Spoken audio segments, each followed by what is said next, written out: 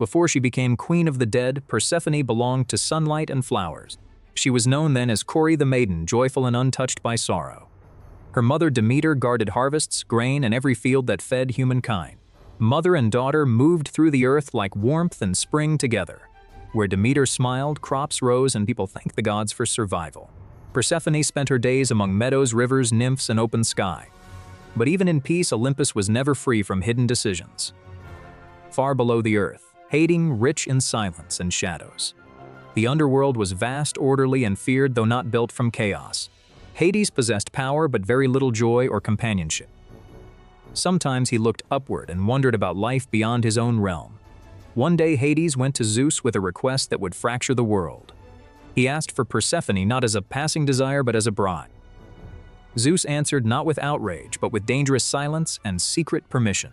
He gave no warning to Demeter and asked nobody what Persephone wanted. While the gods arranged her future, Persephone still wandered innocent fields. Then one flower appeared unlike any she had seen before.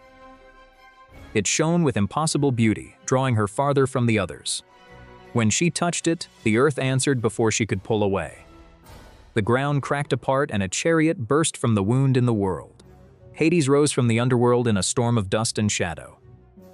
Persephone barely had time to understand danger before it surrounded her. He seized her and lifted her into the chariot against her will. Her companions scattered in terror, too frightened to stop a god. She cried out for her mother, for the sky, for anyone who could hear. Then the earth swallowed them, sealing the abduction beneath silence. When the opening closed, only crushed flowers remained in the field. Far away, Demeter heard her daughter's cry like a wound through the wind. She ran at once, leaving harvest and worship behind. The abandoned meadow answered her questions with terrible absence. She knew something divine and unforgivable had happened there. With 2 torches lit, Demeter began searching the whole earth. For 9 days she searched without rest, food, or sleep. She questioned rivers, mountains, nymphs, and every witness too frightened to answer. Her grief became movement so relentless that even nature seemed to tremble. She ignored prayers and altars because nothing mattered beside her missing child. By the 10th day, hope had turned sharp and desperate. Then Hecate approached, saying she had heard Persephone's cry but seen nothing. Together they sought the one witness who sees everything under the sun. Helios had watched the world from above and could not be deceived. When Demeter demanded the truth, Helios answered with painful clarity. He had seen Hades take Persephone with Zeus's silent approval. The revelation struck harder than any battle could have. Her sorrow sharpened into fury against both Hades and Zeus. Demeter would not return to Olympus as if nothing had been stolen. Instead, she left the gods and walked the earth in disguise. Disguised as an old woman, she carried grief into the human world. Her steps led her at last to Eleusis, a city that would remember her forever. There she met young women who offered kindness without knowing her name. They welcomed her into the royal household as a nurse and guest. She cared for the infant Demophoon with tenderness that echoed lost motherhood. At night she tried to burn away his mortality and make him deathless. But the queen interrupted the ritual, terrified by what she did not understand. Demeter revealed herself in divine brightness, filling the hall with awe. They fell to the ground as the old stranger became a goddess before them. She ordered a great temple built and withdrew there in grief. Inside the temple, Demeter let her sorrow spread across the world. She refused to let grain grow, and the earth responded immediately. Seeds stopped rising, harvests failed, and hunger moved toward humankind. Without Demeter's blessing, food vanished and fear replaced celebration. The famine spread farther each season, reaching every altar and every home. Soon even the gods faced danger because starving humans cannot bring sacrifices. Only then did Zeus realize that Demeter's grief threatened the divine order itself. He sent messenger after messenger asking Demeter to return to Olympus. Demeter rejected every word, demanding Persephone back before anything else. No promise of honor or treasure mattered beside her stolen daughter.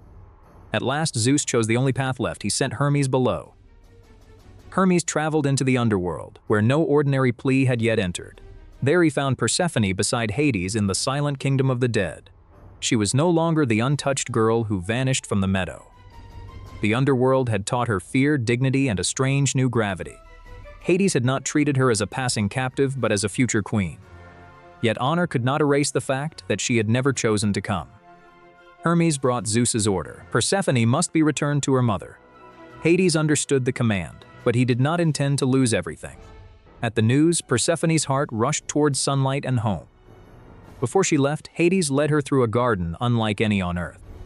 There hung the pomegranate, fruit of the underworld and binding law. He offered it gently, not as force, but as a final irreversible choice. Perhaps she was hungry, perhaps trusting, perhaps simply unprepared for the cost. She ate the seeds and the underworld marked her instantly. With that act, part of her belonged forever to the realm below. Then Hermes took her upward, away from shadows and toward the grieving earth. The moment Persephone approached the world above, Demeter felt it. She abandoned temple and silence and ran like life itself had returned. Mother and daughter embraced, and the barren earth seemed to breathe again. Where their tears fell, green life returned with impossible speed.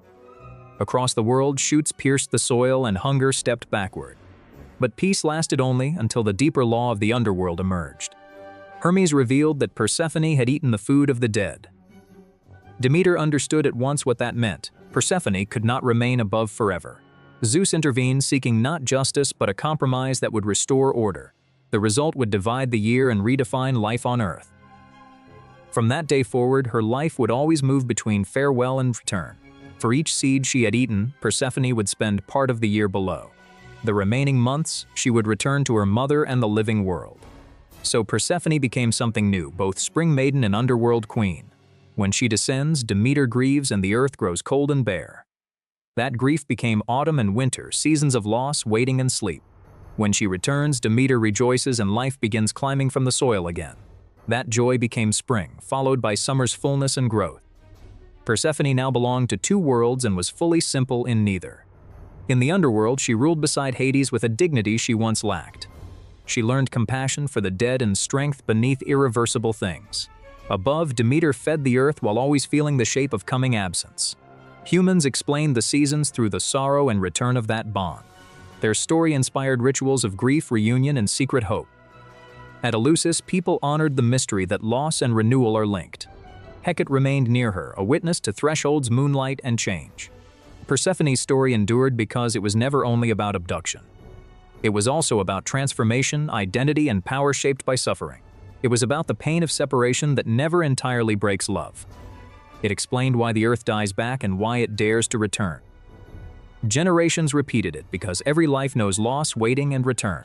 Persephone crossed that path so often it became a bridge between worlds. Every reunion carried joy sharpened by the memory of departure.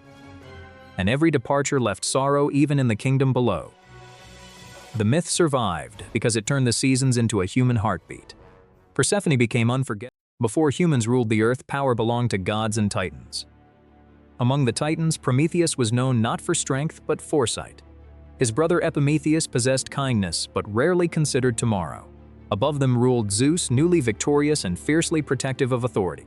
Most titans had opposed Zeus, but Prometheus had chosen a different path. His intelligence helped the Olympians win their war against the older gods. Yet Prometheus became fascinated by the quiet earth beneath Olympus. So Prometheus began a new being from river clay. One figure became many until a silent people covered the shore. Athena admired the work and breathed life into the waiting forms. The clay figures opened their eyes and saw the world for the first time. But compared with animals, humanity seemed painfully unprepared. Birds had wings, beasts had fur, and predators carried natural weapons. Epimetheus had already distributed every useful gift among the animals. When humanity's turn arrived, nothing remained except fragile bodies and fear. Prometheus saw them tremble beneath darkness and felt responsible for their survival. He taught them to build shelters from stone, wood, and woven grass. He showed them how sharp stones could become knives and tools. He explained the stars, seasons, numbers, and patterns of time. He taught them to plant seeds instead of wandering endlessly for food. Slowly, human settlements appeared where only wilderness had existed before. Yet one missing power kept every achievement weak and temporary. Prometheus watched lightning create fire and understood what humanity truly needed. To Prometheus, fire was not destruction, it was possibility. With fire, humans cook, warm themselves, and transform materials. But Zeus saw human progress as a threat to divine control. He ordered Prometheus to settle how sacrifices would be divided forever. At Mecone, an ox was prepared for the first sacred division. Prometheus placed nourishing meat beneath the animal's plain stomach lining. He covered useless bones with bright fat, making them appear valuable. Zeus selected the beautiful portion. Certain appearance revealed the better gift. When the fat melted, white bones exposed Prometheus's deliberate deception. Zeus considered the trick an attack upon his judgment and authority. Prometheus refused to apologize for protecting the weaker side. In punishment, Zeus removed fire from humanity and hid it on Olympus. Across the earth, hearths darkened and winter returned with deadly force. Food spoiled, tools broke, and darkness reclaimed every settlement. The youngest and oldest suffered first beneath Zeus's punishment. Prometheus understood that obedience now meant watching his creations disappear. Epimetheus begged his brother not to challenge the king of gods. Prometheus replied that wisdom without courage was merely another form of surrender.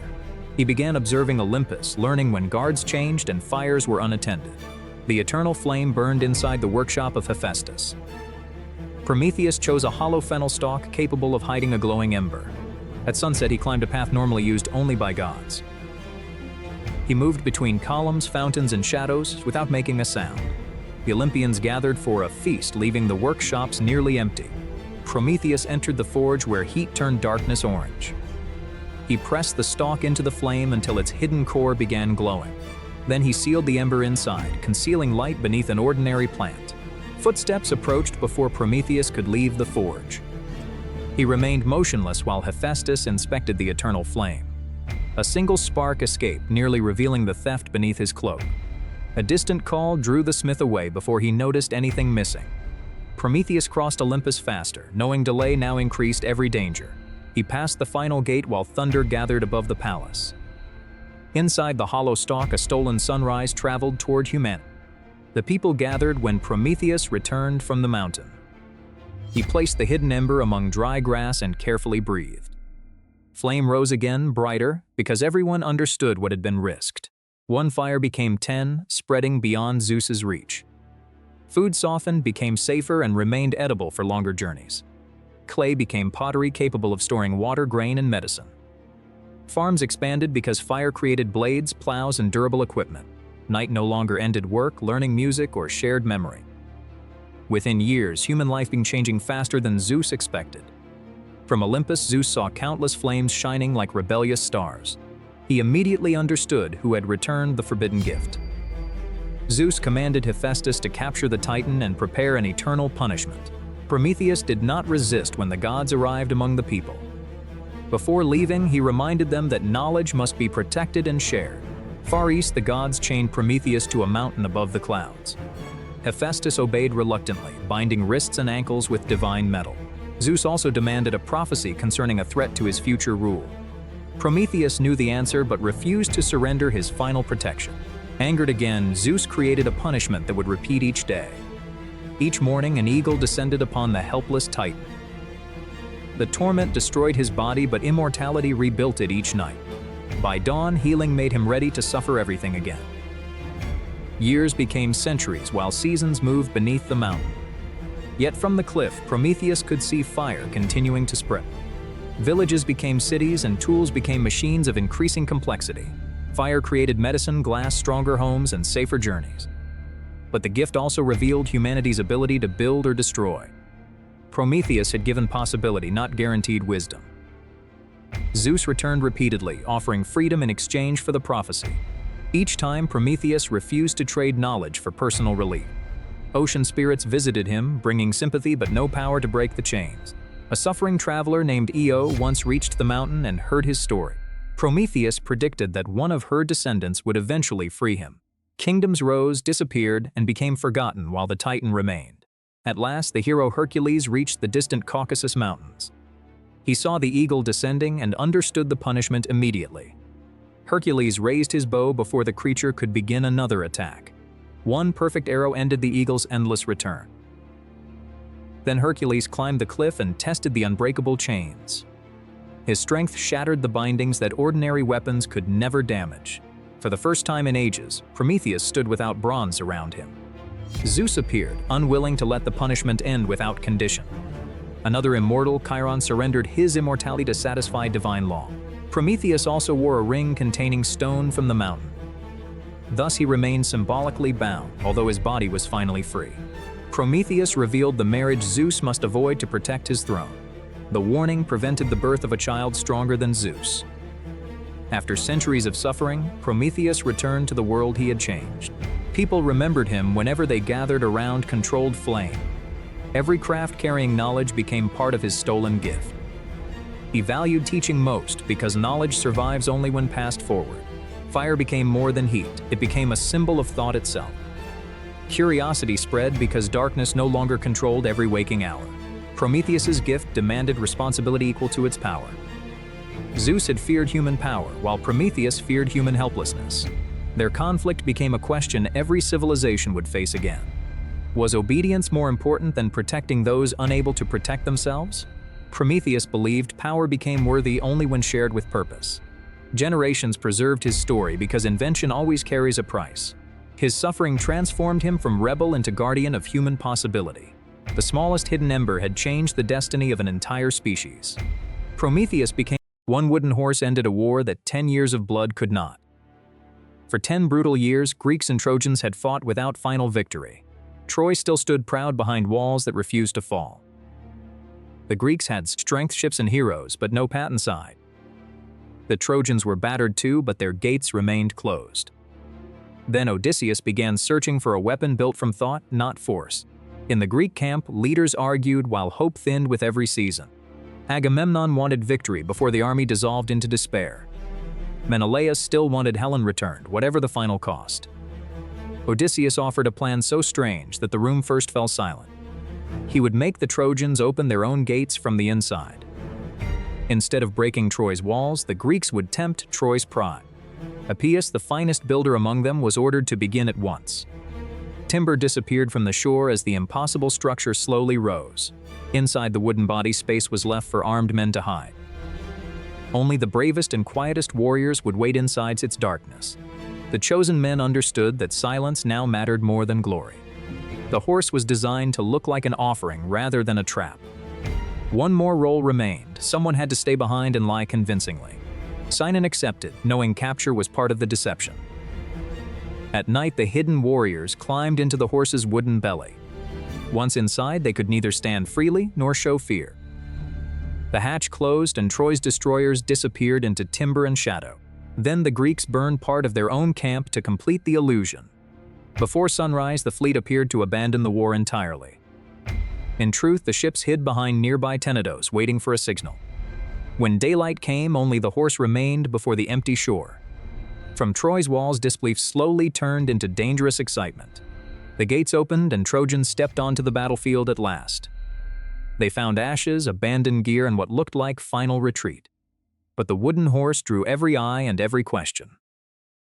No one could ignore a gift so large that it rivaled a tower. Cassandra warned them immediately, but truth had long become her curse. She cried that destruction hid within it, and nobody believed her. Laocoon distrusted the gift even more than the prophetess did. He spoke the warning that history would remember for centuries. He struck the horse and a hollow sound echoed from within. Inside, the hidden Greeks froze as the spear nearly exposed everything.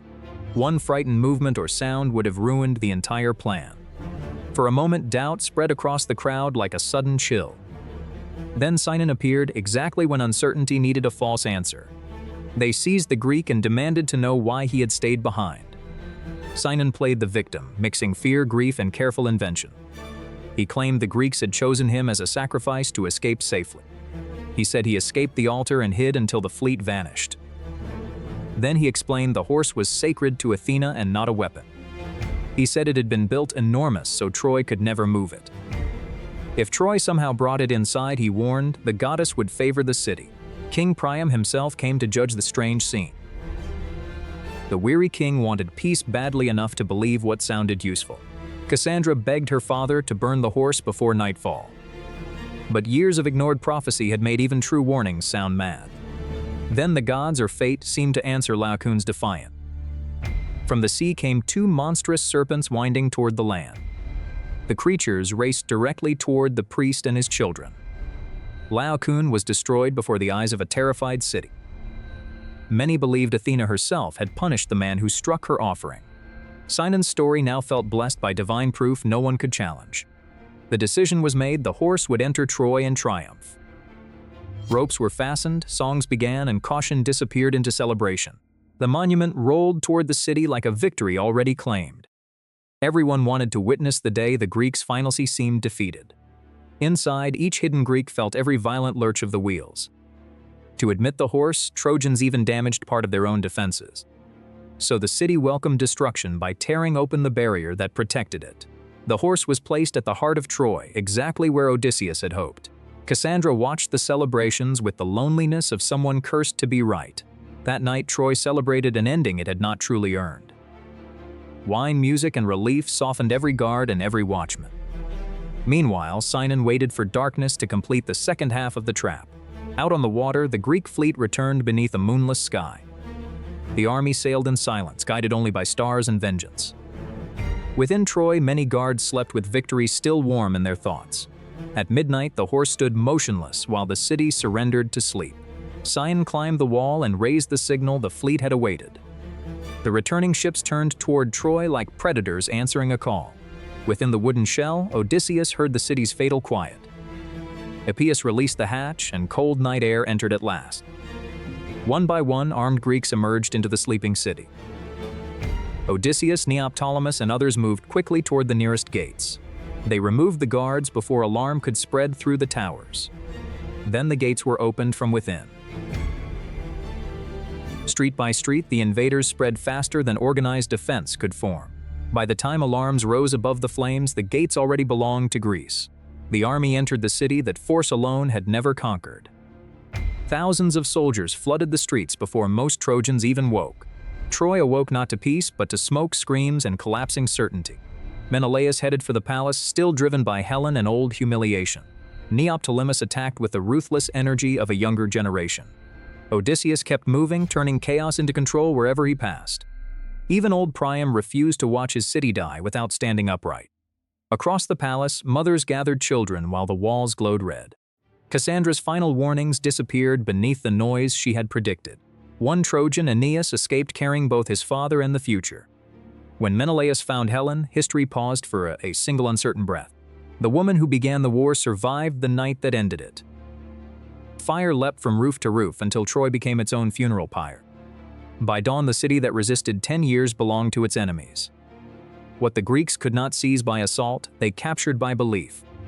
The survivors faced exile, slavery, or uncertain roads beyond the ashes.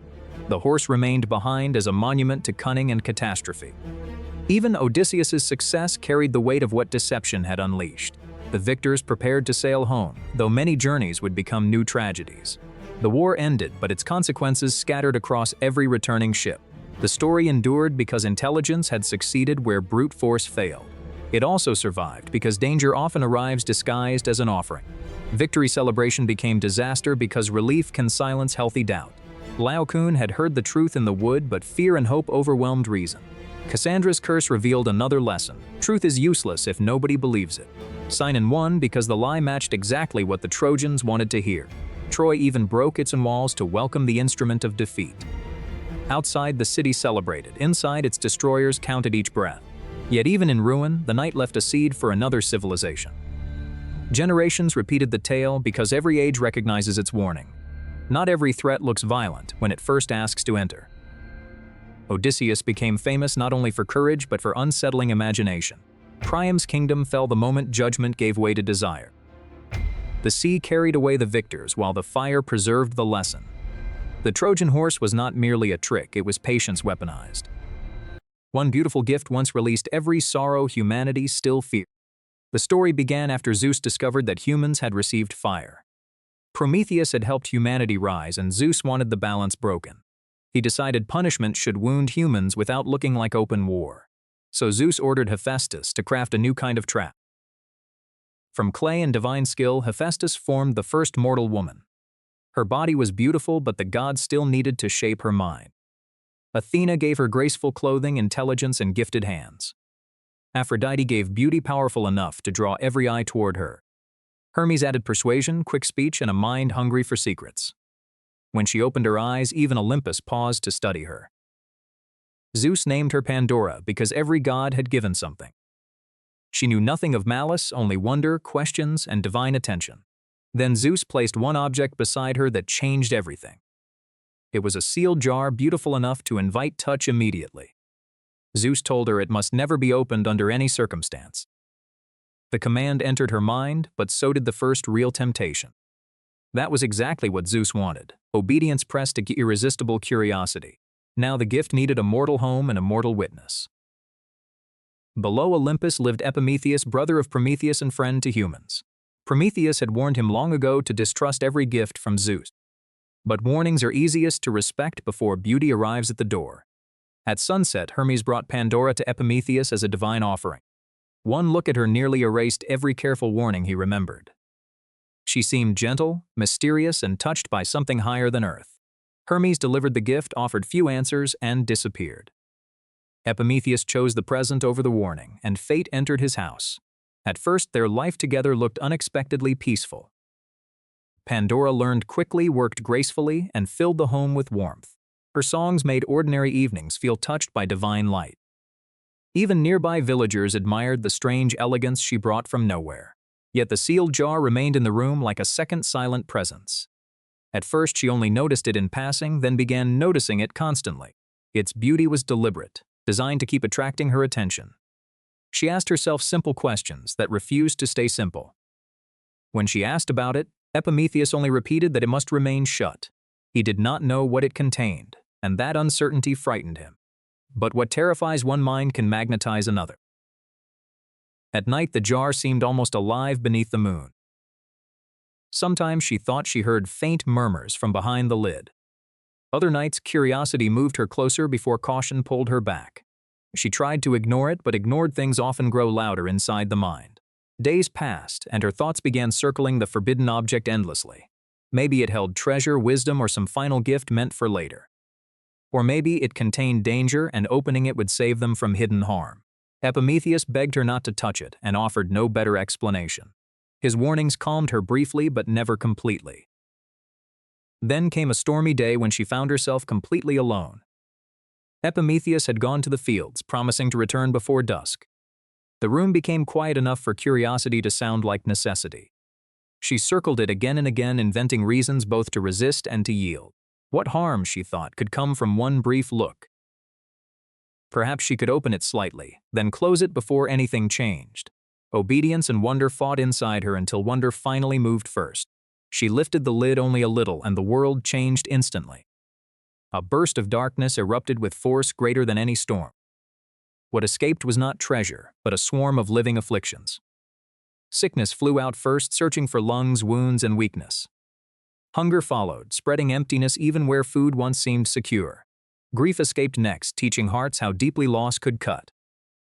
Fear slipped into homes and made shadows feel larger than they were. Old age came behind them, promising slow erosion rather than quick pain. Envy left next, teaching people to suffer from another's joy. War rushed outward, eager to turn arguments into slaughter. Toil followed, making survival harder and effort more exhausting. Lies escaped too, making trust suddenly fragile and expensive. Suspicion entered after them, poisoning love before proof ever appeared.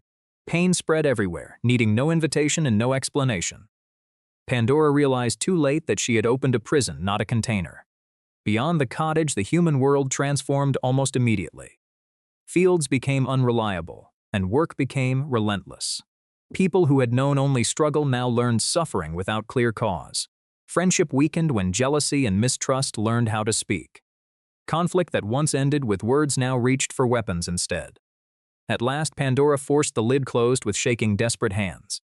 The room fell silent, but the world outside would never be the same. She stared at the jar and understood that innocence had ended with curiosity. Epimetheus returned to find grief already living in his home. Through tears, she admitted what she had done and what had escaped. He needed no explanation from the world beyond the door. Pandora expected rage, blame, and perhaps abandonment. Instead, he saw a deeper cruelty behind the disaster. Zeus had planned this. The trap had been designed so human weakness would trigger divine revenge. But understanding the trap did not undo the suffering already unleashed. Then, from inside the sealed jar, something small and unexpected stirred. It was not a scream or hiss, but a soft voice asking to be freed. Epimetheus urged caution, terrified another mistake might finish what had begun. Yet the voice sounded wounded, patient, and strangely kind. She faced the same choice again, but this time with full knowledge. The first opening had come from impulse, the second would come from responsibility. Very carefully, Pandora opened the jar once more. From the darkness rose a small golden spirit called Hope. Unlike the others, Hope did not rush or claw or wound. She moved softly into the wounded world the others had broken. Hope did not erase illness, but gave people strength to endure it. She did not remove grief, but made love survive beside grief. She did not end labor, but persuaded hands to keep planting. She did not destroy war, but reminded hearts that peace remained possible. Where despair had frozen people, hope restarted motion and community. Pandora saw that survive inside the same jar. Epimetheus understood that blame alone would help nobody recover. Human life would now contain suffering, but not only suffering. Pandora spent her days helping those harmed by the disaster she had released. Her beauty no longer defined her as much as her remorse and effort. The jar remained as proof that choices can reshape the entire world. From Olympus, Zeus saw that punishment had succeeded, but not completely. Hope had weakened despair's final victory by refusing to vanish. Perhaps even Zeus understood that absolute misery destroys the game itself. From then on, human life became a mixture of wounds and resilience. Pandora herself became a symbol more complicated than simple blame. Her story was not only about disobedience, but about curiosity without wisdom. Questions can open truth, but they can also open consequences. And still, the story endured because of what remained after disaster. Hope became most valuable precisely because suffering now existed. Zeus built the trap, but a human decision brought it into motion. That is why the story still feels painfully close to ordinary life. People still open what should stay shut, certain they can manage the risk. And when the damage spreads, survival still begins with a single small light. Pandora changed the world not because she was evil, but because she was human. And ever since, before Hercules became a legend, the gods had already chosen his suffering. Hera hated the child because he carried the blood of Zeus. While he slept, 2 serpents crawled silently toward his cradle. Even as a baby, Hercules defeated them with impossible strength. As a man, Hercules became famous for courage and overwhelming power. Then Hera clouded his mind and turned his strength against everything he loved. When the madness ended, he discovered a tragedy he could never undo. Desperate for forgiveness, he traveled to Delphi and begged for guidance. The oracle ordered him to serve King Eurystheus and complete impossible labors. The first labor led Hercules toward a lion no weapon could pierce. The Nemean lion had skin harder than bronze and claws like none. His arrows struck perfectly, then fell uselessly onto the stone. He blocked one entrance, forcing the creature toward a single escape. Inside the darkness, Hercules abandoned weapons and trusted his own strength. After a brutal struggle, the lion finally stopped moving. Only the lion's own claw could cut through its legendary skin. Hercules wore the hide, carrying his first victory into every future battle. The second labor waited inside the poisoned swamps of Lerna. The Hydra possessed many heads, and one could never die. Each severed head returned as 2, turning victory into multiplication. His companion Iolaus noticed that fire could seal each wounded neck. Hercules cut and Iolaus burned, stopping the heads from returning. Hera sent a giant crab, hoping chaos would break their rhythm. Hercules removed the distraction without abandoning the true danger. He buried the immortal head beneath stone where it could never escape. The third labor demanded a creature sacred to Artemis. He followed the Ceryneian hind for an entire year. Seasons changed, but Hercules refused to injure the sacred animal. Patience became more important than speed or strength. At last he captured without causing serious harm. Artemis appeared, furious that a mortal had touched her creature. Hercules explained the labor and promised the hind would return safely. The goddess accepted his honesty and permitted the journey. The fourth labor sent Hercules after the savage Erymanthian boar. He followed the beast into mountains buried beneath winter snow. Instead of attacking directly, he frightened it toward deeper snow. The heavy animal lost speed as the snow trapped its legs. Hercules used the terrain, then secured the exhausted beast with rope. He carried the enormous boar back as if it were simple luggage. Eurystheus panicked and hid inside a bronze storage jar. For once, the labor ended with fear belonging to the king. The fifth labor seemed less heroic, but far more impossible. King August demanded that decades of filth disappear before sunset. Hercules refused to clean by hand and studied the surrounding land. He opened channels connecting two powerful rivers to the building. Water thundered through the stables and carried the filth away. Before sunset, the impossible task had become a lesson in engineering. Jace broke his promise, proving clever work does not guarantee fair reward. Hercules left knowing some victories reveal character more than strength. The sixth labor led toward a lake ruled by deadly bird. The Stymphalian birds launched metal feathers like flying blades. Even Hercules could not reach enemies that refused to land. Athena gave him bronze clappers forged to create unbearable noise. The violent sound forced every hidden bird into the open sky. Once visible, the flock lost the safety of surprise. The survivors fled the region and never dominated the lake again. The labor proved that the right tool can defeat unreachable danger. The seventh labor sent Hercules to capture the raging Cretan bull. The bull was sacred and uncontrollable after divine punishment. He tracked it through fields marked by shattered stone and broken trees. Hercules faced the charge without spear, sword, or shield. He seized both horns while the creature drove him across the earth. Using balance instead of rage, he forced the bull to kneel. He transported the living animal across the sea to Eurystheus. Released afterward, the bull escaped and created another future legend. The eighth labor concerned the flesh-eating mares of King Diomedes. These horses had been trained to hunger for violence. Hercules broke into the stable and cut the heavy chains. Diomedes attacked before the mares could be moved to safety. Hercules defeated the cruel king who had created their unnatural hunger. Without their master, the horses slowly returned to ordinary behavior. He delivered them alive, proving monsters are sometimes made, not born. The mares eventually lived quietly, far from the cruelty that shaped them.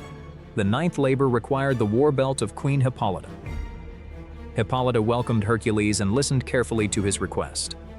Impressed by his honesty, she agreed to give him the belt. Hera spread a lie that Hercules intended to abduct their queen. The peaceful meeting shattered as armed Amazons surrounded the shore. Hercules fought through confusion, never understanding who had started it. By the time truth emerged, trust had already been destroyed.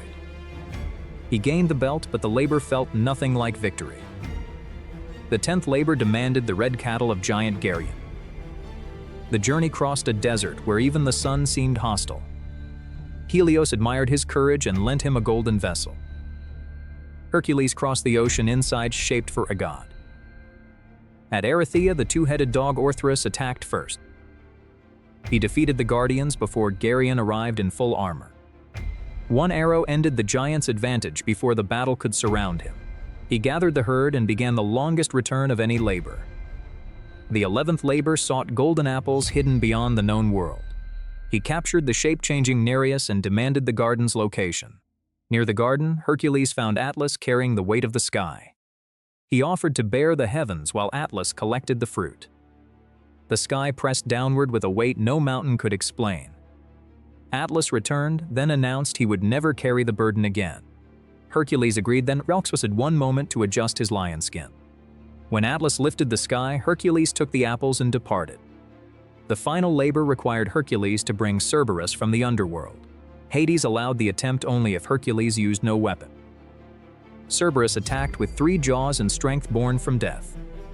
Hercules protected himself with the lion skin and closed both arms.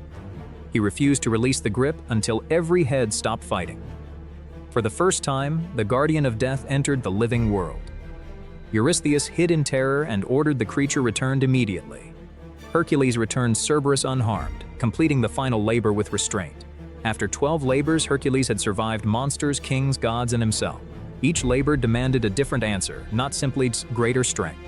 Some required force, while others demanded patience, tools, honesty, or cleverness. The tasks could not erase his past, but they changed his future. He began using strength to protect lives rather than prove superiority. He taught others that power without control creates new monsters. Even Hera could no longer deny what suffering had forced him to become. Yet the memory of his tragedy remained beside every victory. Forgiveness did not mean forgetting. It meant choosing what came next. After death, the gods placed Hercules among the stars. The labors endured because every impossible problem demanded a new kind of courage. His greatest enemy was never a giant or god. It was the part of himself that strength alone could never defeat. Hercules became legendary. On the island of Crete beneath a golden sunrise, a new tragedy quietly began. Hidden inside the palace, where freedom felt more distant than the horizon, one was Daedalus, the brilliant inventor who had built wonders for kings. The other was his son, Icarus, and hungry for the world outside. Their prison was not a cell of iron, but a high stone workshop under watch. Icarus stared through a narrow window and watched birds drift freely across the sea. Daedalus understood a cruel truth: King Minos would never let them leave alive. The king had once praised Daedalus when it knew too many secrets. After the labyrinth and its horrors, Daedalus himself proved his own genius. Night after night, father and sat in silence, listening to the sea they could not. Icarus could not bear it much longer, youth captivity into a fire inside the chest. There must be a way out, he insisted, refusing to believe that stone walls had won. Daedalus said nothing at first, but his eyes followed the birds beyond the tower. Birds crossed the sky without permission, without maps, and without fear. Then the answer arrived, not through strength, but through observation. If the sea was guarded and the roads were sealed, then only the sky remained. Icarus watched his father gather feathers and felt hope flicker for the first time. Daedalus sorted the feathers carefully, to the smallest, like pieces of a puzzle. He melted wax over a tiny flame and prepared to shape a miracle. String, wood, and wax came the bones of something impossible. Side by side, father and son worked in secrecy, building hope feather by feather. The king's guards remained careless, never imagining escape could come from above. Slowly, two enormous wings began to take shape across the dusty workshop. To Icarus, they looked less like tools and more like a dream taking form. But Daedalus knew dreams were delicate, and mistakes in the sky would not be forgiven. He built straps to hold the wings firmly to the shoulders and arms. Icarus laughed as he tried one wing, already imagining the world below him. Daedalus warned him not to play, because the sky punishes carelessness more cruelly than earth. Long after midnight, while Crete slept, the wings grew closer to completion. At dawn, two pairs of wings stood ready against the wall like captured pieces of heaven. Icarus stared at them in disbelief, as if freedom itself had entered the room. Daedalus moved carefully, treating each strap and knot like a lifeline. He taught Icarus how to move his arms slowly, steadily, and with balance. Icarus copied every motion, though excitement made patience difficult. Then came the warning that would decide everything. "Do not fly too low," Daedalus said, "or the sea will soak your wings. And do not fly too high, or the sun will melt the wax. Follow me, stay in the middle, and trust the path I choose." Icarus nodded, but inside him, wonder was already louder than caution. At first light, they climbed to the highest edge of the tower. The world stretched below them, cliffs, waves, and a kingdom that believed them trapped. Daedalus tightened every strap on his son's wings with trembling hands. Icarus smiled, fearless in the way only the young can be. Daedalus stepped into the air first, and for one breath the world held still. Then the wings held, and he glided above the sea like a living bird. Icarus leaped after him, heart-pounding, leaving prison behind in a single bound. For a terrifying moment he dropped, then the wings caught the wind. Suddenly, father and son were flying together above the shining sea. Far below, the palace guards looked up in disbelief and shouted in panic. Even King Minos could only stare as his prisoners escaped the impossible way. The sky opened around them, vast, clean, and freedom tasted brighter than sunlight. Icarus laughed in pure joy, overwhelmed by the thrill of flight. Daedalus flew ahead, but kept turning to check on his son. Beneath them, fish flashed in the water like silver sparks. Seabirds wheeled around them, as if puzzled by these strange feathered men. The more Icarus flew, the more confident he became. His father signaled for him to stay close and keep to the middle sky. Icarus nodded again, but the temptation of height had already begun. Above him, the sunlight looked warm, endless, and inviting. It no longer felt like danger. It felt like destiny. He pulled his wings harder and began to rise. Daedalus saw him climbing and called out in sudden fear. But Icarus only smiled and climbed higher, drunk on wonder. Soon clouds drifted between them, and distance turned guidance into echoes. Above the clouds, the world felt unreal, as if he had entered a dream. Then the wax began to shine strangely under the growing heat. One feather slipped loose and spun into the air. Icarus looked back, surprised, but still did not understand. Then another feather fell, and then another. And far below, Daedalus shouted for him to descend immediately. Panic arrived too late, and Icarus beat his wings harder. The sun answered with silence as warm wax dripped from the feathers. The beautiful wings began to collapse under him. In one awful moment, joy turned into terror. Icarus fell through the sky, surrounded by the feathers of his broken dream. Daedalus plunged after him, reaching through empty air. The sea rushed upward, cold and merciless beneath the falling boy. Feathers spiraled around him like pieces of a promise undone. For an instant, his face held fierce shock and the last fading light of wonder. Then Icarus struck the sea, and the sky went silent. Daedalus circled desperately above the waves, calling his son's name. Only feathers floated back to him, rocking gently on the water. At last he landed on a barren shore, carrying grief heavier than stone.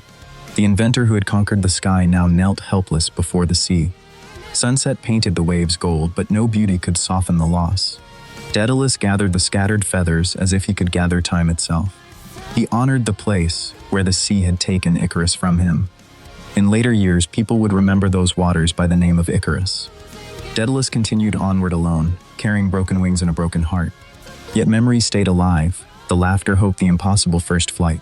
He remembered the lessons, the warnings, and the love behind every word. The sun had not been evil, it had merely remained what it always was.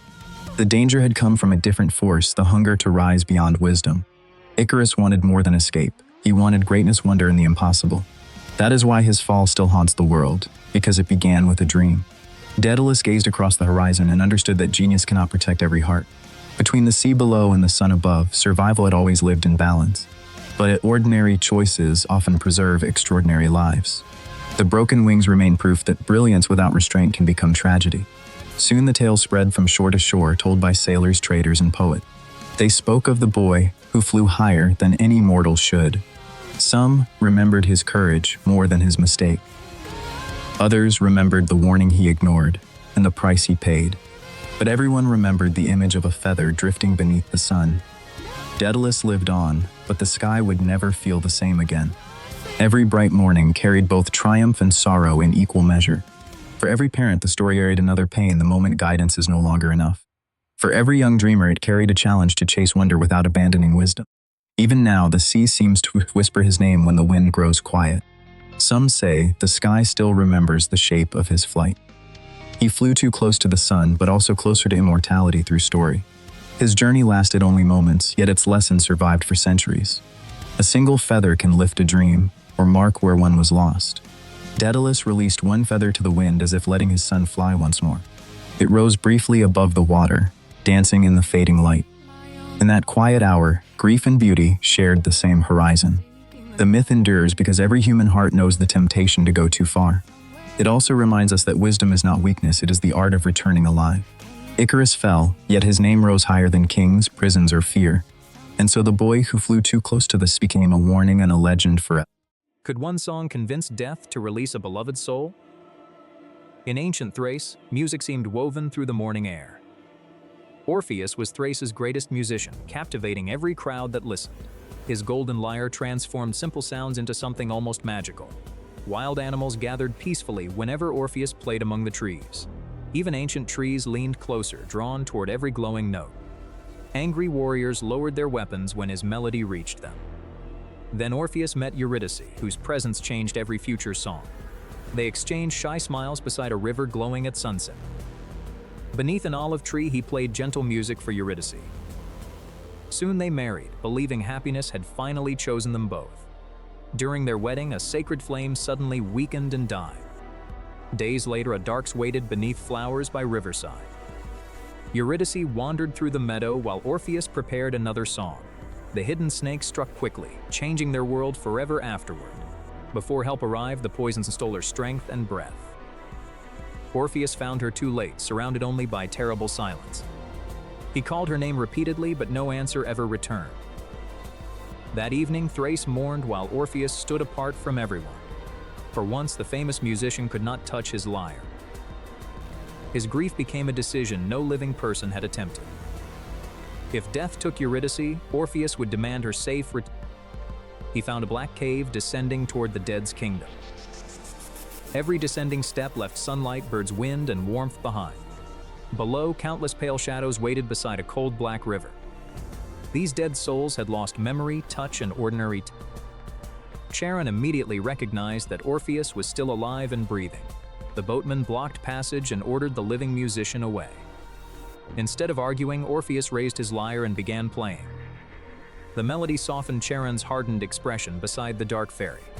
Charon carried a living man across the Styx that night. The black river moved silently, reflecting neither stars nor sky. Cerberus, the three-headed guardian, waited beyond the opposite river shore. Three snarling mouths surrounded Orpheus as he approached the gate. He played a lullaby, slower than a sleeping heart's rhythm. One by one, Cerberus' three heads lowered into peaceful sleep. Orpheus entered halls where every footstep returned as distant whispers. The Furies appeared, punishing guilty souls without mercy or rest. Orpheus changed the song, filling it with regret, not fear. Even the Furies lowered their weapons and wept quietly together. At last, Orpheus faced Hades and the compassionate queen Persephone. Hades demanded why this living man entered his eternal kingdom. Orpheus offered no threats, he simply began his greatest song. The song recalled his first meeting with Eurydice beside water. It carried their wedding, laughter, and every peaceful morning together. Then his melody revealed the unbearable pain of losing her. Every soul fell silent and no shadow dared look away. Even Hades remembered every dead soul had once been loved. Persephone gently asked Hades to grant the grieving musician mercy. Hades agreed, but announced one unbreakable condition for their return. Eurydice would follow Orpheus upward toward the living world again. He must not look backward before both reached open sunlight. Behind him, Eurydice quietly emerged from the underworld's dark shadows. Orpheus climbed onward, unable to see the wife behind him. He heard faint footsteps, yet never dared to turn around. Eurydice followed silently, because dead souls were forbidden from speaking. Without her voice, certainty slowly surrendered to dangerous thoughts within. The underworld whispered that Hades had deceived the desperate musician. Eurydice stumbled behind him, releasing one frightened breath into darkness. His every instinct urged Orpheus to turn and help her immediately. Instead, he continued trusting Hades' promise above his growing fear. The spiral staircase seemed endless through the cold stone darkness. His weakening torch left only one red spark glowing nearby. Water echoed like footsteps, making every sound impossible to trust. Suddenly, every footstep behind Orpheus vanished into the darkness completely. Fear struck harder than Charon, Cerberus, or the Furies combined. Still facing forward, Orpheus softly whispered Eurydice's name into darkness. No answer came because the dead remained forbidden to speak. He wondered whether the gods had created one cruel illusion. Every whisper tempted him to confirm what love desperately needed. He gripped his lyre and continued upward without looking back. Finally, a thin line of daylight appeared beyond the passage. Fresh wind touched him, carrying scents of grass and rain. Eurydice remained behind, still surrounded by the underworld's deep shadow. Orpheus could not know how far she remained behind him. One careful step carried him fully into the living world. Warm sunlight touched his face, overwhelming every warning he remembered. Believing the trial finished, Orpheus turned to welcome Eurydice home. She still stood inside, reaching desperately toward the sunlight outside.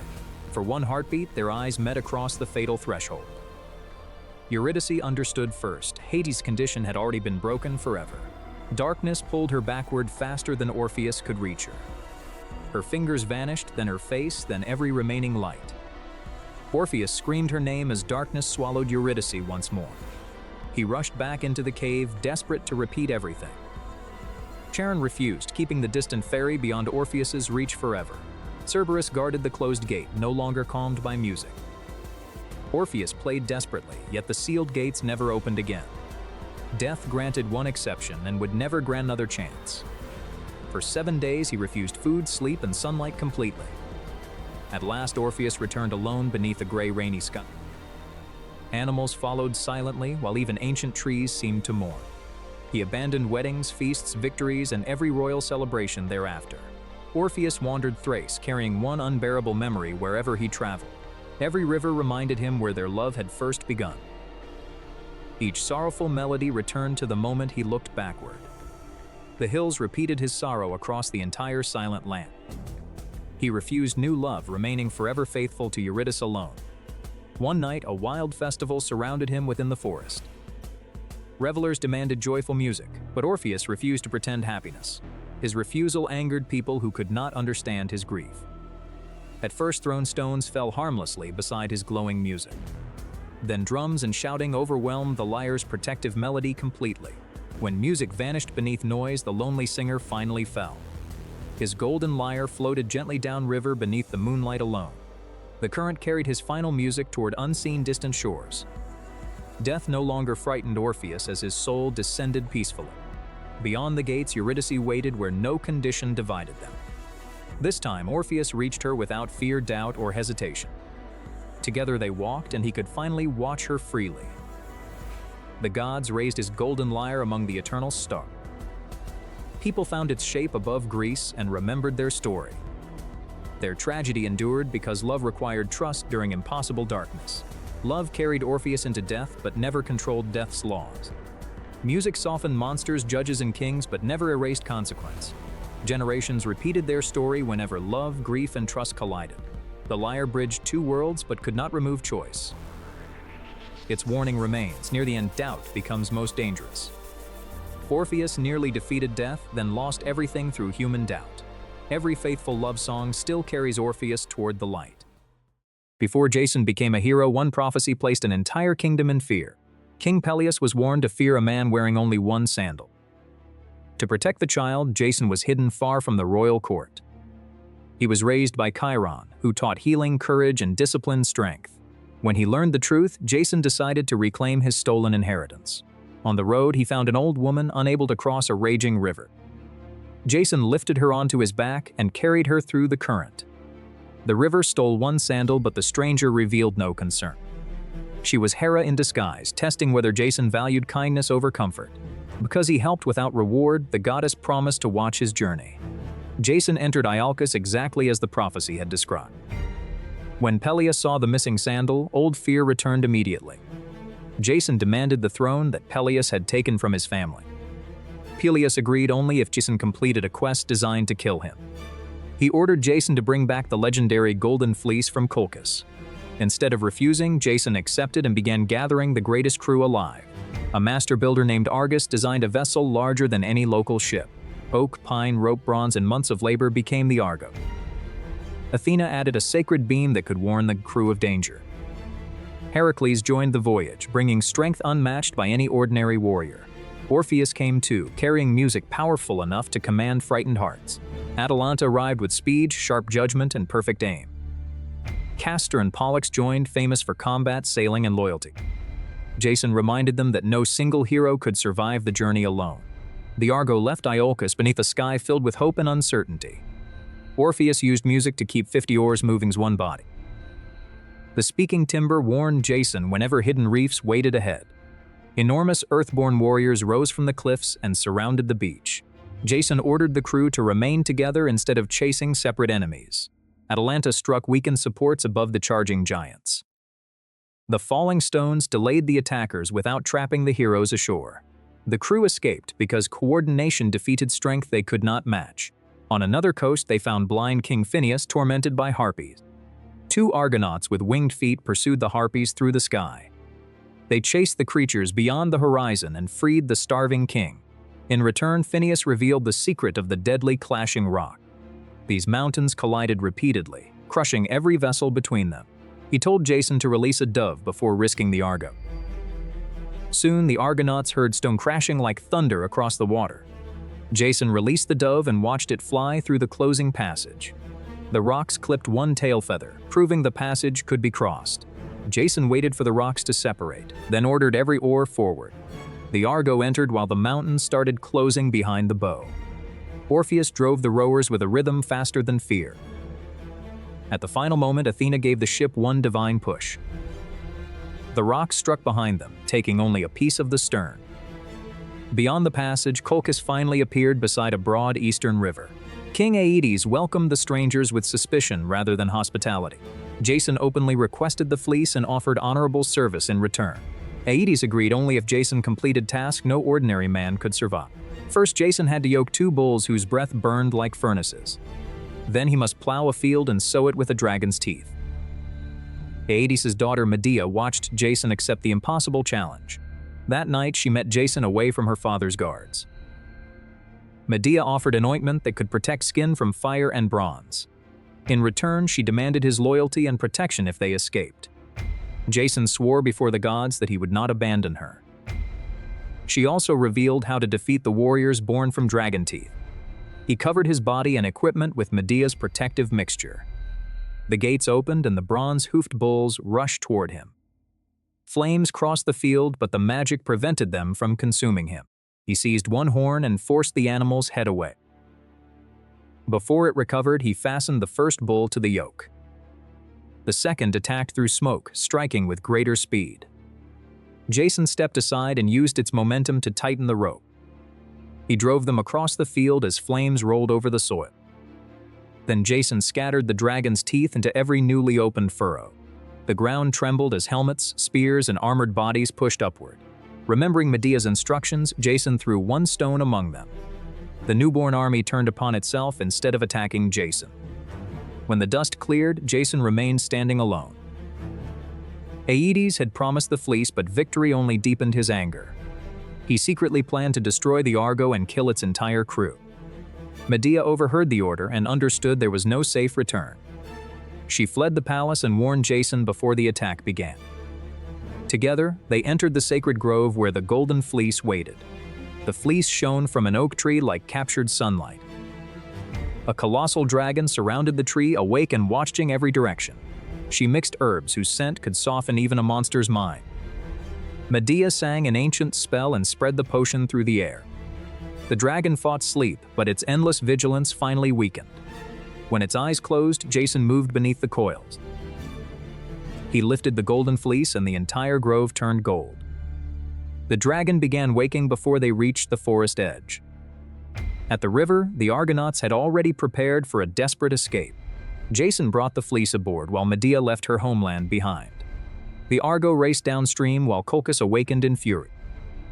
Aedes launched his fastest ships and ordered the fugitives captured. Medea guided the crew through channels unknown to foreign sailors.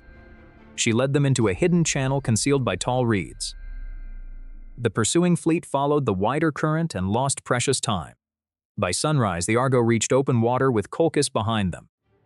But the gods did not allow the stolen treasure an easy voyage home. The speaking beam warned that anger and broken trust followed the ship. Jason now carried victory, responsibility, and a promise that could not be ignored. Orpheus steadied the crew when thunder and fear shattered their rhythm. Atalanta secured the damaged sail before the wind could tear it away. Castor and Pollux pulled a sailor back before the sea claimed him. Again, survival depended on many strengths working together. After countless dangers, the mountains of Iolcus finally appeared. Jason stood at the bow holding proof that Peleus had failed. Inside the palace, Peleus learned that the impossible hero had returned alive. The people filled the streets as the fleece shone above the crowd. Peleus saw that sending Jason away had only made the prophecy stronger. Jason demanded that Peleus honor the agreement and return the throne. But Peleus refused, proving that cowardly promises survive only while convenient. The kingdom now had to choose between the ruler and the rightful heir. Jason had returned with heroes, divine favor, and a legend nobody could deny. The fleece became proof that impossible tasks could be divided and conquered. No single person had completed the quest, although one name led it. Jason's greatest achievement was gathering people whose strengths covered his weaknesses. The Argo succeeded because cooperation became stronger than individual glory. A missing sandal began the journey, but character determined where it ended. Hera supported Jason because his first heroic act contained no audience. Medea paid the highest price, leaving family and homeland for her promise. The fleece carried glory but also debts that victory could not erase. Generations remembered the Argonauts as the first great fellowship of heroes. Even the heavens seemed to preserve the ship that crossed forbidden waters. Jason won the Golden Fleece through courage, help, strategy. After Troy, Odysseus thought warfare's greatest danger had ended. But his voyage home became deadlier than war itself. His exhausted crew survived storm, hunger, and starless seas. Then they found an island without roads or voices. Goats roamed freely, promising food to the starving sailor. Odysseus noticed smoke, proving something powerful lived somewhere nearby. He chose 12 men while others guarded the ships. They climbed inland carrying weapons, supplies, and precious wine. Soon, enormous footprints appeared beside their tiny human tracks. The tracks led toward a cave swallowing temple-sized darkness. Several men urged retreat, but Odysseus remained dangerously curious. Inside, everything was built for hands larger than theirs.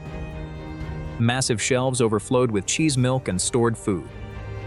The crew begged Odysseus to steal supplies and escape.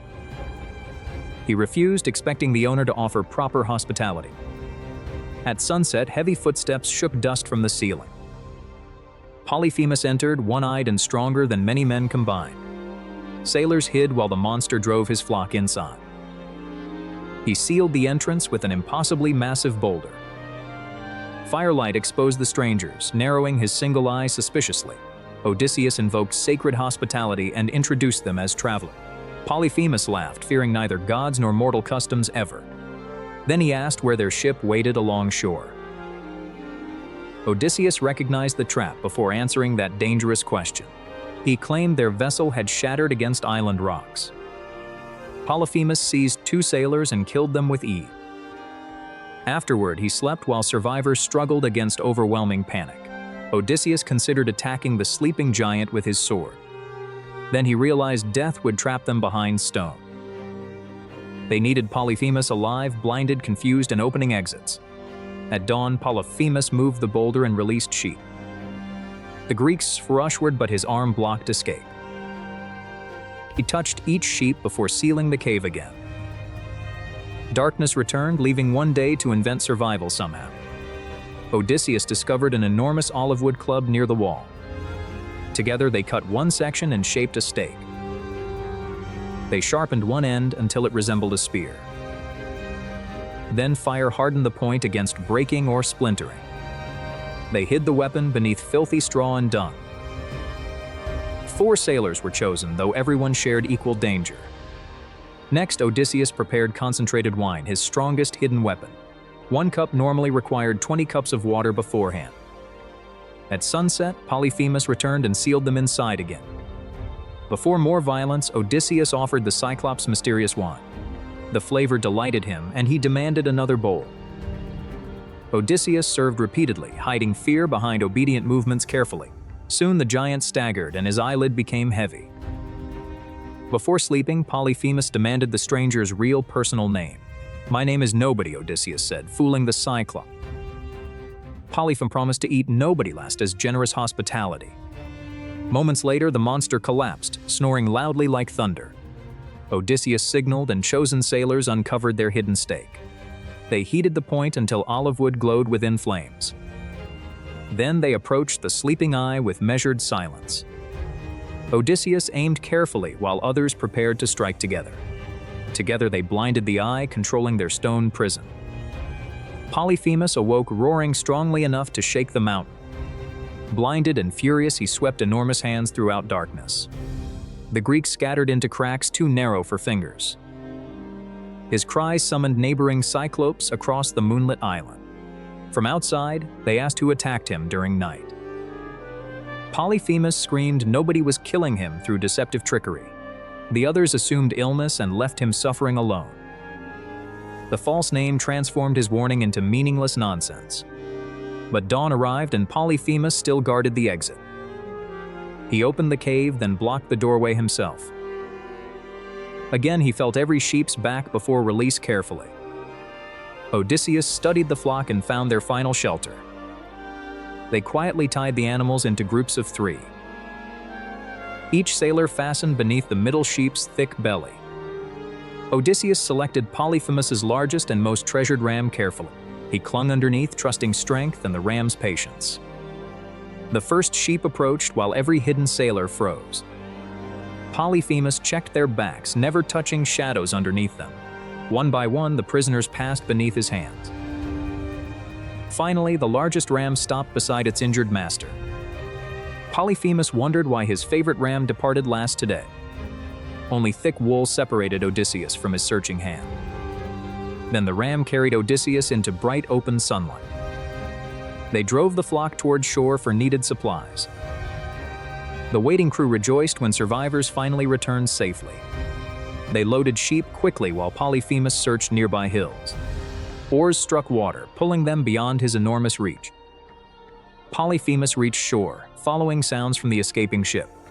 He tore up a boulder and aimed toward voices. The stone landed behind, pushing their ship dangerously backward. The crew begged Odysseus remain silent until reaching safety. But pride overcame caution, and Odysseus shouted toward Polyphemus. He declared a warrior, not coward, had blinded him. His sailors pleaded that he reveal nothing more whatsoever. Odysseus ignored them, announcing name, homeland, and father proudly. Polyphemus remembered prophecy naming the man who blinded him. He raised his face and called upon Father Poseidon. He begged Poseidon prevent Odysseus from ever reaching home. If home remained possible, make the journey painfully long. Then Polyphemus hurled one final stone toward his voice. It struck ahead, and waves drove the ship outward. The island vanished, but its curse crossed the water. Odysseus knew intelligence saved them, while pride endangered everyone. Strength alone would have trapped the Greeks behind stone. Direct battle would transform courage into useless, deadly sacrifice. The wine weakened Polyphemus without exposing their secret strategy. The name nobody prevented help when Polyphemus called desperately. The sheep transformed careful searching into an escape route. But boasting transformed perfect victory into divine hostility afterward. Poseidon's anger followed Odysseus through every remaining voyage chapter. More monsters, storms, temptations, and losses blocked homeward passage. In Ithaca, Penelope waited without knowing Poseidon's terrible curse. Telemachus grew older while each year erased hopeful certainty. Odysseus watched stars, believing intelligence could guide him home. But the sea belonged to a god knowing him. Generations repeated this story because danger extended beyond monsters. Odysseus contained both patient strategist and reckless victor within. His greatest gift saved lives, weakness prolonged their suffering. Polyphemus lost sight, Odysseus briefly lost necessary restraint himself. The ram remained, silently witnessing their impossible escape afterward. The cave preserved evidence of strategy built under terror. Waves erased footprints, but they never erased Poseidon's curse. Odysseus defeated strength by thinking differently from his enemy. Yet his true ordeal began when pride revealed identity.